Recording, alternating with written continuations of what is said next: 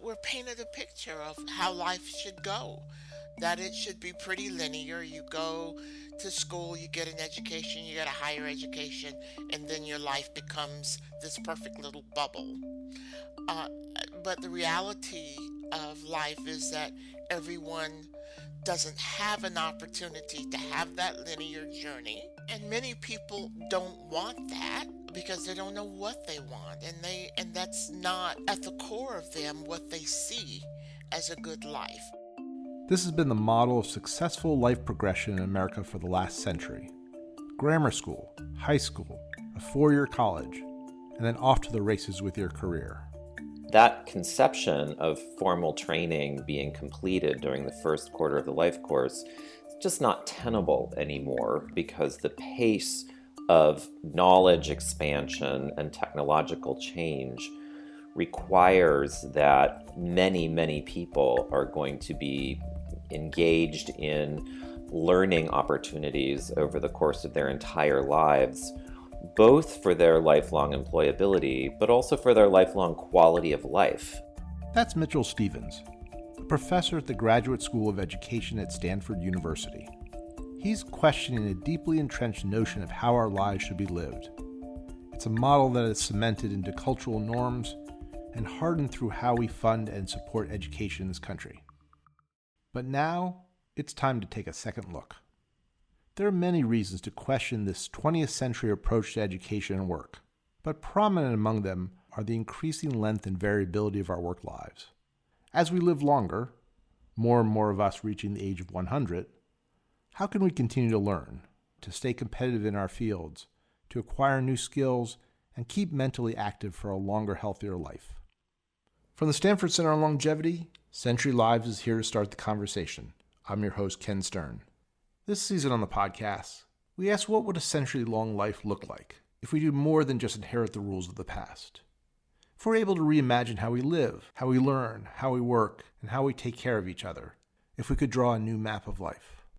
Today we're going on a journey with Mitchell Stevens to explore the rapidly changing world of higher or post-secondary education in the U.S. Who is responsible for the lifelong employability of Americans? In the 20th century, we split the deal. We had a national consensus that if someone did not complete high school, the system had failed that person. It was not the person who had failed that system. There's a lot more ambiguity on the other side of high school. Americans have just not been able to decide definitively whose responsibility lifelong learning and lifelong employability might be. We tend to think that states have significant responsibility to make college education affordable for their residents, but the burden of tuition still falls mostly on students and their parents. This ambiguity of who's responsible for post-secondary education was easier to live with when we built this system in the 1970s, when the cost of post-secondary education was modest, when a great deal of it was shouldered by government, when meaningful, well-compensated employment did not require a college degree, and when the character of work was sufficiently different that people could imagine that they would remain in one or perhaps two occupations over the course of their entire lives. All of that is different now, right? But we haven't changed our national conversation about the responsibility of lifelong employability to accommodate these fundamental changes, both in post-secondary education and in the character of work. The COVID-19 pandemic has unleashed an unemployment epidemic in the United States. American businesses are in crisis as a result of the COVID-19 pandemic, and higher education is no exception. New data is showing that the pandemic is having a profound impact on college enrollment. Turns out a lot of students and their families didn't want to shell out big money for college tuition exclusively for online classes. When COVID hit, our national conversations around education and work did change. But Mitchell told us that really, the biggest tangible change was not in our attitudes towards higher education, but rather towards work and how we prepare for it. Unemployment, and more time to reflect on our lives and career choices, are changing how we feel about the paths we took and the ones yet to come. But for the teens faced with making that first big decision of their adult lives, seems like COVID hasn't changed cultural expectations all that much. I don't know, college has never been a sort of optional thing, I guess. That's Clara Wartell. She's 15 years old and a high school student at an elite private school in Washington, D.C.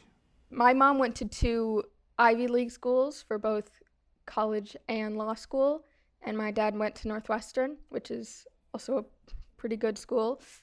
It's never been a discussion in my family like, what do you want to do after high school? The question is, where would you want to go to college?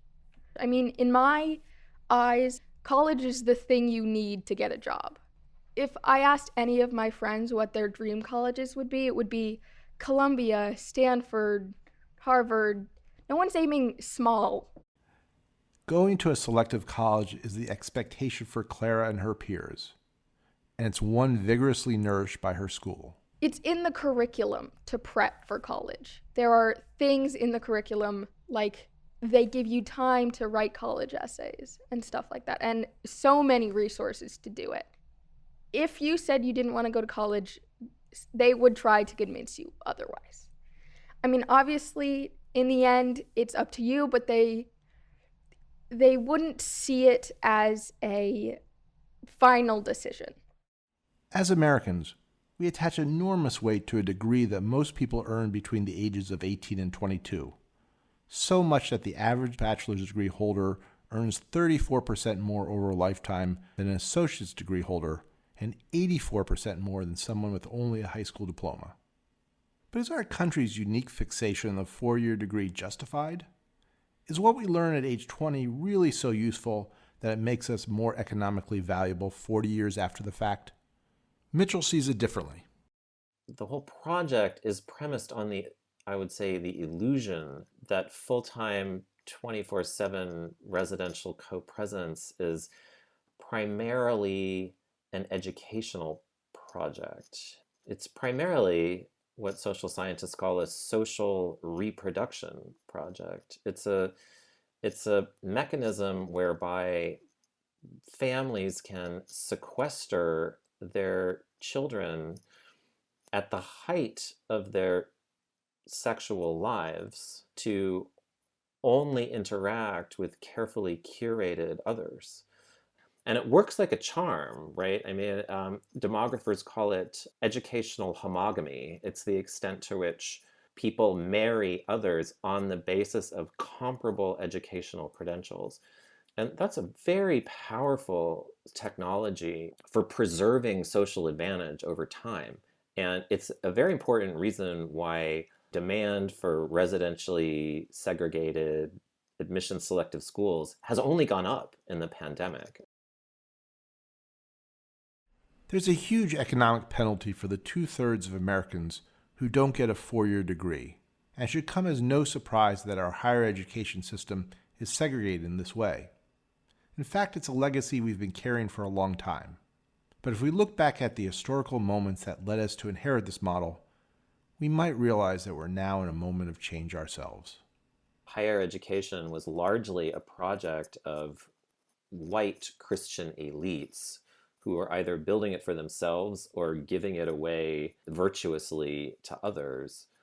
It wasn't until the conclusion of World War II, with the introduction of the GI Bill, that college was democratized, at least partially. The GI Bill explicitly tied college access to the most privileged members of the American polity, white male veterans. And so that's the moment when college really gets defined as this democratic project that at least some categories of Americans are owed by virtue of their citizenship. A decade later, the demands of the Cold War again elevated colleges and universities as cultural and strategic assets. So this is a really great story. Soviets launched Sputnik in 1957. U.S. freaks out, passes the National Defense Education Act of 1958. The Attorney General of the United States, Robert Kennedy. Basically it's like a stimulus bill. It was like just dump piles of money on colleges and universities. Some of you may be familiar with the recent classroom scene in a Russian elementary school. A little boy, when asked to describe the United States, said, "The United States is a sad country where workers and peasants are starving under capitalist exploitation by the cynical ruling classes." "Correct," said the teacher. "And what is the major goal of the Soviet Union?" "To catch up with the United States," was the sober reply.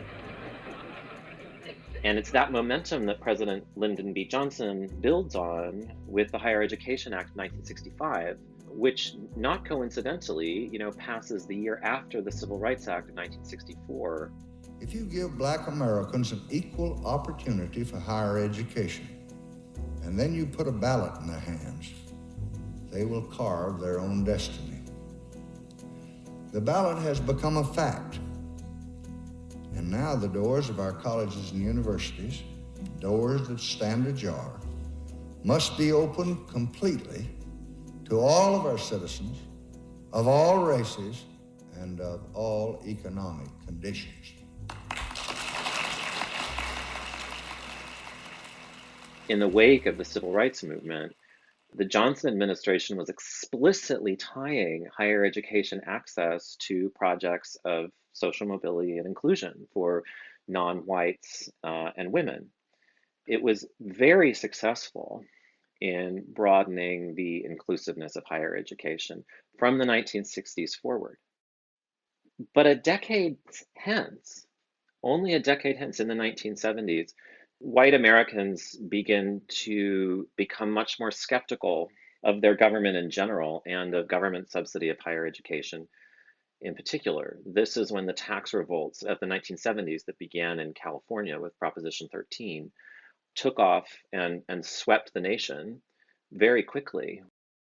Tax revolts and rising costs made colleges less accessible, just as good middle-class blue-collar jobs were drying up. The decline in well-compensated manufacturing work, among other things, has led some to advocate for a college-for-all model. And it's been successful in a lot of ways, but Mitchell thinks it's also short-sighted. What we didn't recognize is that College for All had a substantial downside, and that is that if someone has not been able to finish high school, or for whom the academic side of high school was not pleasurable, right, let alone successful, College for All is a terrible idea because it essentially provides more ineffective medicine. And in fact, in the process of pursuing College for All, the Americans let other avenues to well-compensated employment atrophy. Remember the comprehensive high school that had lively programs in auto mechanics and woodworking and home economics, programs that were specifically designed to equip young people who were not headed to college with other avenues into employment that was valuable and that they valued as well. While our emphasis on a certain kind of post-secondary education has been growing, so too have our lifespans. In the post-war years, the average lifespan of Americans shifted dramatically upward, from 65 years old in 1945 to almost 80 years old today. And we're now a population in need of a system that encourages learning and employability over the entire life course. Mitchell argues that COVID has presented us with the opportunity to step back and evaluate our situation. The pandemic has brought a social and cultural shock on par with the wars that first shaped higher ed. So could this be our historical moment? Could our new awareness of our own needs as individuals and as a society change education? I'm still very optimistic about the promise of the pandemic to fundamentally shift the way in which Americans think about teaching and learning and lifelong instructional opportunity. The number of reasons I'm convinced of that has only grown as the pandemic has continued. One change we've all seen in some form is the move towards digital communication. Online classes have often been dismissed as of lesser quality, but during the pandemic, it proved to be an effective tool for adults to learn and engage during a period of prolonged quarantine. For years, the discourse on post-secondary quality was categorical and hierarchical. The good stuff was face-to-face, the less good stuff was online. That hierarchy is not nearly as tenable as it was before the pandemic. People have seen just how many utilities come through digitally mediated instruction.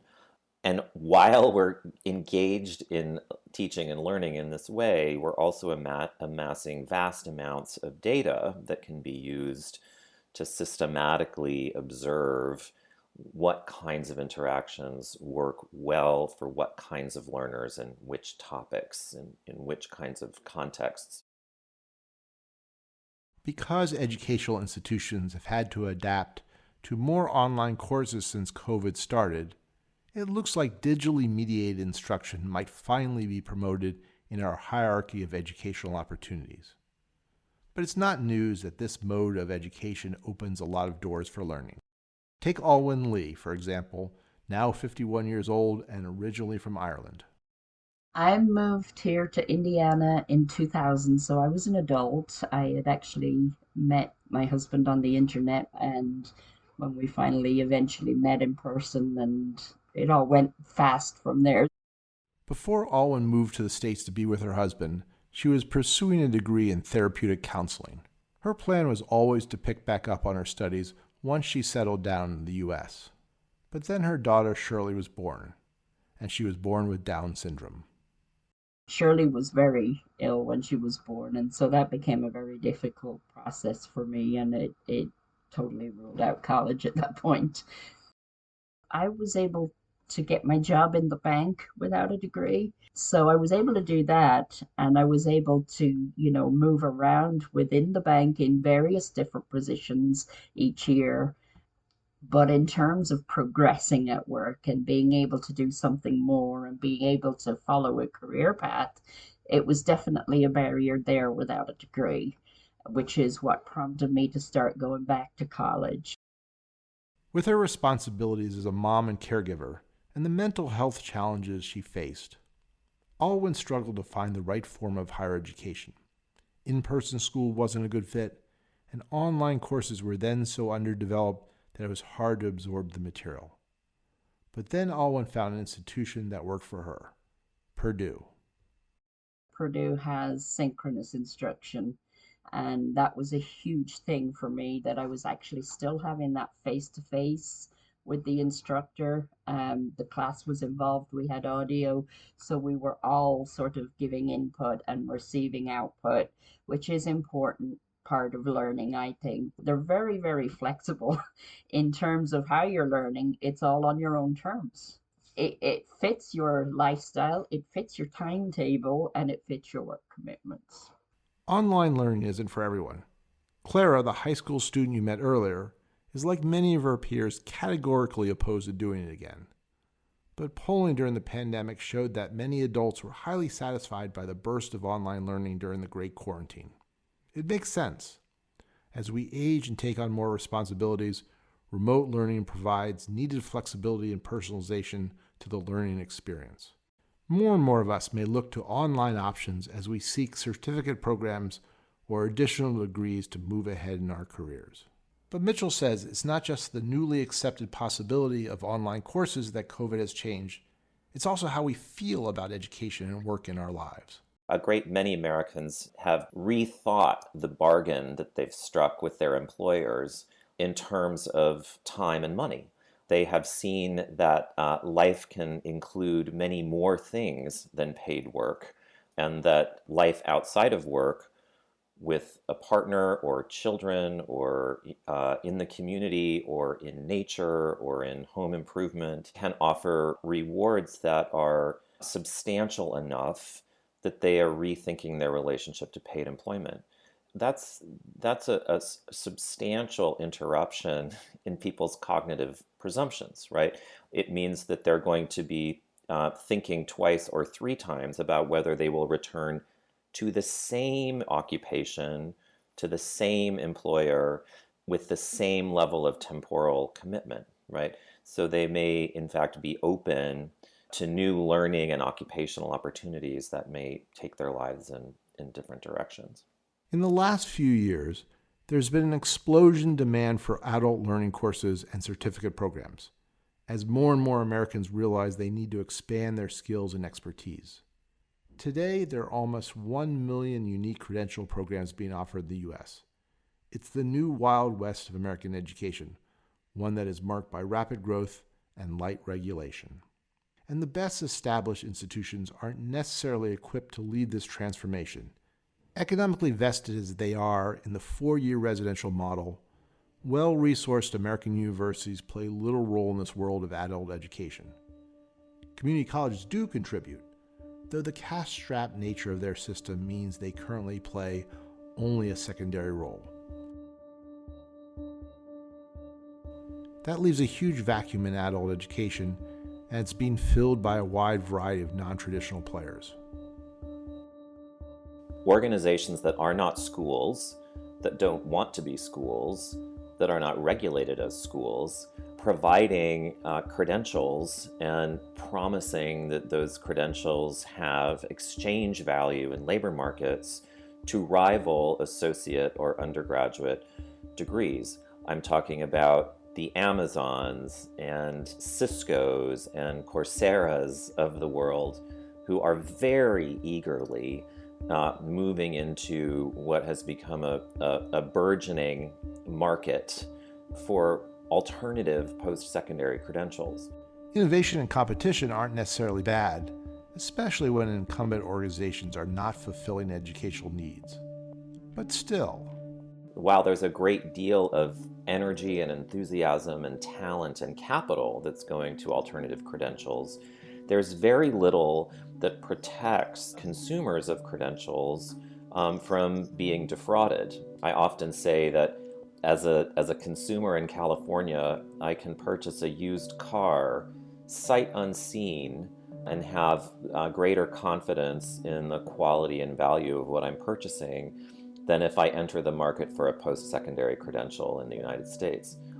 It's just a very, very weakly regulated ecology, and that brings a great deal of risk, especially for the people who are most vulnerable to being defrauded by phony providers, right? I worry about that a lot. It keeps me up at night, frankly, and I'm actively seeking ways to develop routines for responsible behavior that will be, in fact, indigenous to the sector itself. and Mitchell argues the government still has a role to play in this. I personally would like to see investment in human capital from the Biden administration be thought of as on a par with infrastructure investment. And there is some of that with additional investment in the National Science Foundation and workforce training education programs. But I fear that the national discourse in Washington is still sort of overly focused on college access and college costs rather than a broader conversation about lifelong opportunity creation that includes colleges and universities, but by no means is exclusive to them. A change in national policy where lifelong education is seen as an investment in human capital would be a significant shift from today's model, where support from federal, state, and local governments mostly ends at 18 or 21. The change in funding would be welcome, but so would a change in how we evaluate learning and experience over the life course. Just ask Barbara Leach, who you met at the beginning of the program. You know, we don't often choose how our lives will go. Barbara is 66 years old, and she grew up in rural North Carolina in the 1970s. It was a very historic time. There was this huge push in the 70s for complete integration of schools. I was one of that cohort of black students who integrated in all-white school. I wasn't in the honors classes or any of that, but I did manage to get a small grant and a scholarship to go to college. Barbara was one of 6 black female students to integrate a university, and the first year of college was hard on her. Then in her sophomore year, she fell in love.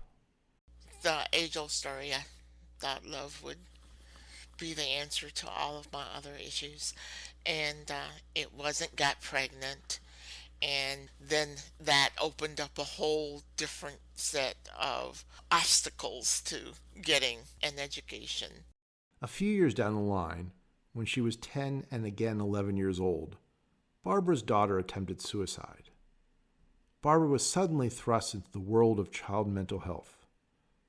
She left her secure but unfulfilling job as a secretary to become an advocate in child mental health.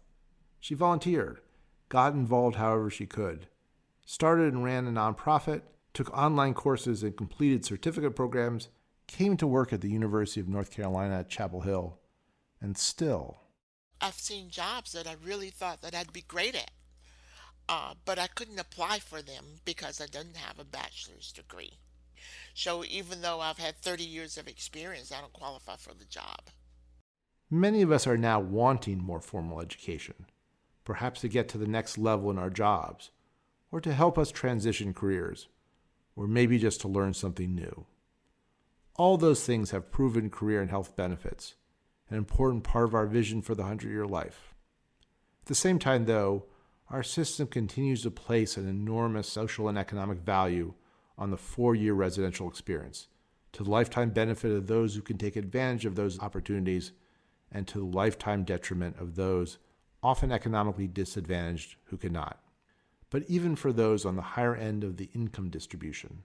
I think we are seeing substantial rethinking, or at least openings to new possibilities for how education and the life course might fit together. The fact that a large proportion of undergraduates at Stanford, for example, rather than enrolling fully online, opted to take leave quarters or leave years and do things that they might otherwise have done immediately after or before college in the middle of college, right? So I think the lockstep presumption of how an upper middle class life course is supposed to play out, I think has been suspended somewhat.